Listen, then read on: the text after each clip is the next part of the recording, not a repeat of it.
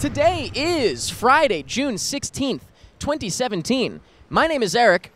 This is a Fat Tire, and it is very refreshing on this beautiful day. And I am about to, before your very eyes, answer 10 of your questions in 10 of my minutes. Let's start the clock. At bday_28 on Twitter asks, what editing program do you use or prefer? Oh, okay, so I use Final Cut 7, believe it or not, which I know is like ancient. It's a dinosaur. But yeah, I still use Final Cut 7. I'm coming down to my final days, though, and I'm going to be switching over to Premiere. Going to be in the cloud, with that monthly thing that they do. I don't know why I've stuck with Premiere. Excuse me. I've stuck with Final Cut 7 all these years, just because I didn't like Final Cut X when they launched it. I didn't like it at all because it was basically just like iMovie Pro. And I was so used to Final Cut 7 and everything I wanted to do was there, so I was like, I'll just stick with it. Problem is, I haven't updated my software on the computer in like years, which normally, I usually do that. Like I do that on my laptop, for example, but on my work computer, I haven't updated it in years because I'm sure it's not compatible. I'm sure Final Cut 7 would break, and I can't have that like while I'm in the middle of doing things. So I obviously have, some like Pity Applause episodes, like, have been in the works for months, and I just have to like finish editing them and stuff like that. And the last thing I want to do is mess that up and start over from scratch. So I'm still on Final Cut 7, soon to be using Premiere. At SammyZK95 on Twitter asks, what movie do you think we will look at differently, for better or for worse, in 10 years? What movie do I think we will look at differently? Ang Lee's Hulk. Just kidding. I actually think we should be looking at that differently now. I would say, what's a movie we'll be looking at differently in 10 years? You know what? The one that my buddy Paul, I think, brings up, and I've heard maybe some other people say this, Cloud Atlas. I feel like that was one where, you know how you often hear about movies that didn't do well when they first came out, but now you look back and they're like classics or whatever. And I mean, not classics, but just people think about them a lot better. I think that's going to be one for sure. I think that...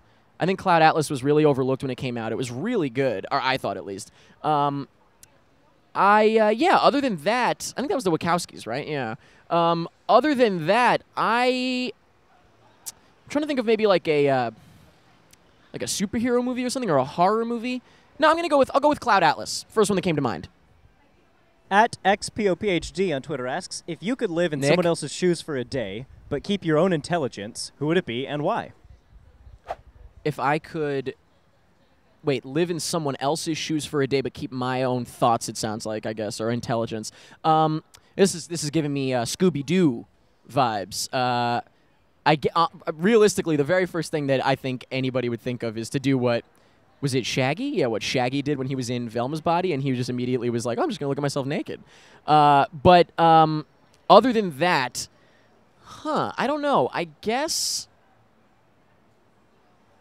if I know what I'm doing, I don't know. That's not really that fun. It's kind of interesting. I guess it wouldn't be anybody that you're like a fan of, because then you're yourself still. You know what I mean? So it's not. I'm trying to think of like, maybe like a front man in a band that I love or something like that. But then I would just be me, so I wouldn't be able to be them.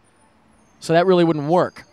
I guess, I don't know. Maybe it would be, who today, these days, who would be really interesting to be for a day? Probably Mr. Trump himself. I would like to see what it's really like on the inside. Maybe him or someone around him. I'll go with that. How about that? That would be really interesting to see what that's like, what's going on over there for real. Because we hear so much. I'd like to see what it's really like. And see if he's... Oh, no, but it's my own thoughts, so I wouldn't know if he's a goober or if he's tricking everybody, which I don't believe. But, I don't know, yeah, him or someone around him. How about that? Someone in the White House, someone on the inside. At Real Why Not M3 asks, what is your favorite porn genre? What is my favorite porn genre? P-O-R-N? P-O-R-N. Homemade, baby. All day. Like a fresh cookie.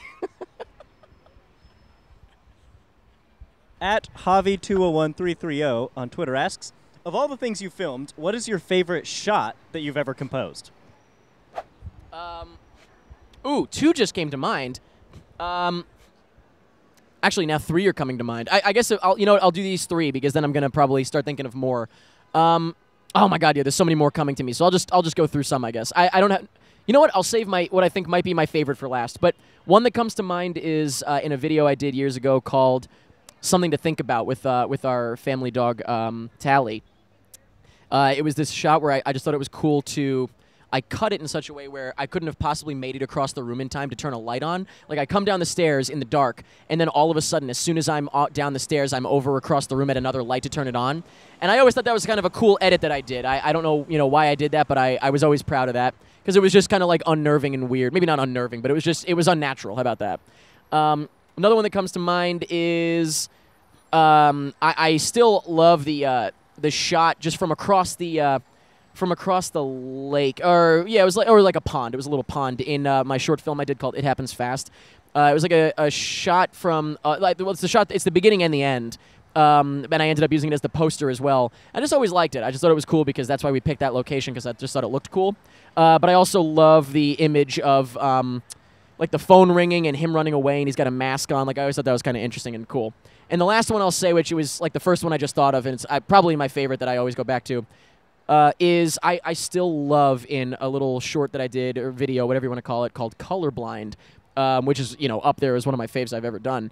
The shot through the trees, when the bike is going through the trees, I still love that. It's not great, it's a little shaky, but it's something about it, I just love it. At Kyle McMahon 14 on Twitter asks, how does it feel to be playing the YouTube game again? Trying to get clicks with titles, etc. Oh, yeah. So it's kind of interesting because, I,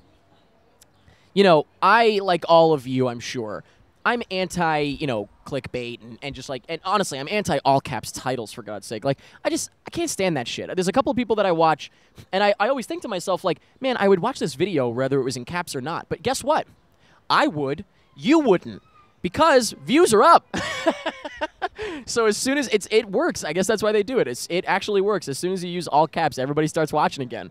Also, just like the catchy title. You know what? My problem is that I and a couple other people I know, like we're very sort of like regimented in the sense of, okay, so series name or series title, series of videos. So like PMTR I was doing, right, or post movie trailer reactions, or like I used to do like commentary tracks or movie reviews, like the title and then and then review or commentary, or in this case it was title of the movie and then post-movie trailer reactions. So if I did that for Baywatch, for example, which did really well because my title was insane for that little review, it would have said Baywatch post-movie trailer reaction, probably would have gotten like a third of the views or half the views. And because I wrote Baywatch is so fucking bad, please kill me or something like that, everybody was like, what in the hell is this? And they clicked on it. So as much as I hate it, we hate it, views are up. And I'm going to be honest with you, it's nice to do this stuff and get more views. So I am trying to keep it to relevant things, though. If you guys really think I'm putting something in the title that doesn't happen in the video, you let me know. But I think that for the most part, the closest one I think was the Ridley Scott one. Maybe I mentioned it, but it wasn't like a main focus of the video. You let me know, but I think I've been pretty fair so far. I'm just making them zany and fun. And actually, it seems like people are having fun with them, so I'm having fun with it as well. Zachary Maka on Facebook asks, favorite theme park attraction based off of a movie and why? Favorite theme park attraction based off a movie? Wait a minute. Oh, The Mummy. It has to be The Mummy. Yeah, because the other ones I'm thinking of aren't based off of movies. Movies are based off of them. I'm going to have to go with, again, first one that came to mind, The Mummy, but specifically the Mummy ride. We're talking the roller coaster, of course, at Universal, but specifically the one in Orlando, Florida, not the one in Hollywood, because the one in Hollywood is not as good. The Orlando, Florida Mummy ride, I could go on it over and over all day. And still, to this day, nobody has gotten Brendan Fraser that cup of coffee. At SheaButter1219 on Twitter asks, opinions on extras in movies. Do you try to avoid using them as much as possible?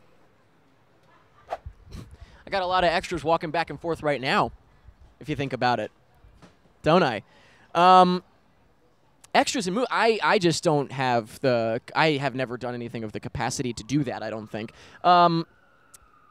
Yeah, I also...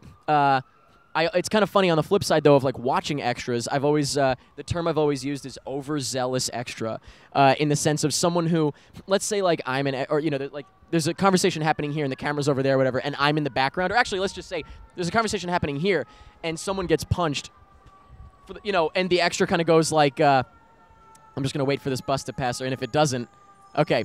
And the extra kind of just constantly goes like this, back and forth, like, do you see that? Like, just to like, whoever their friend is or something like that. And it's so distracting. So, not that answers the question necessarily, but I just thought of it. Really distracting extras crack me up. And I just have not had an opportunity to really use many extras, I guess. Otherwise, sure, I would. Time is up. That's it? Time's up?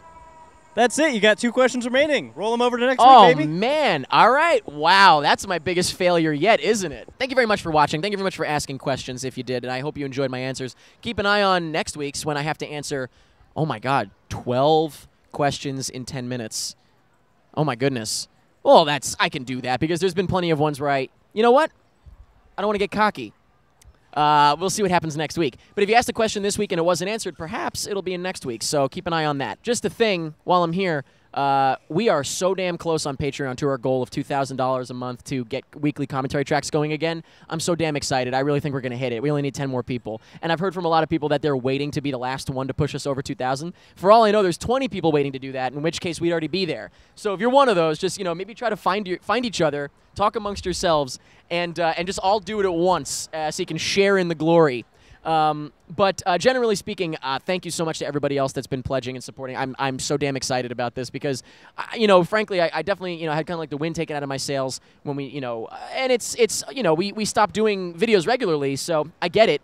But now that we're doing them regularly again, I was like, can we really get here? And we're almost there. So I feel very grateful, and it's awesome. It's fantastic. And I really like that we can do whatever the hell we want because you guys are the ones funding the show and not any kind of like sponsors or anything. You guys are, I'm sure, keeping up with what's going on YouTube these days. So I greatly appreciate it. I'm really glad. And I'm sure you're glad that we can do whatever the hell we want. But thank you very much again for watching this video. If you'd like to see any more of my videos, you can click right over here. If you'd like to subscribe to make sure that you never miss a video, you can click the little thing that just popped right up on that car. And, of course, clicking the thumbs up button ain't going to hurt you. Thank you very much for watching. That's pretty much it.